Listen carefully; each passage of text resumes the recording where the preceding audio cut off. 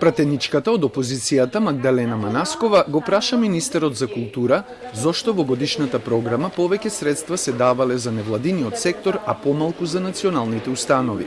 Националната установа Музеј Гевгелија за сите проекти за реализација на целата програма има добиено 630.000 денари. Здруженијето Еко Вита Арт Скопје за Ден на грозието и уште еден проект има добиено 780.000 денари. Здружение Солејна од Тетово за Мал музеј на Закирија Али има добиено 700.000 денари, а Националната установа Музеј на Тетово за реализација на нивната цела програма има добиено 440.000 денари.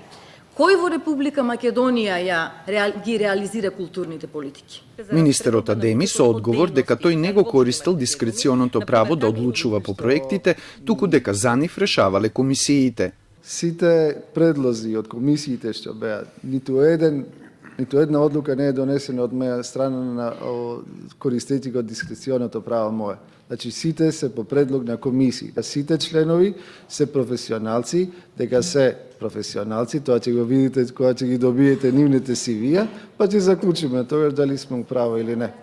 Според Адеми, проблемите потекнуваат од стариот закон за култура и додека не се донесе новиот за остварување јавен интерес во културата, ќе се менува постоечкиот во делот на финансирањето, за што е формирана и работна група.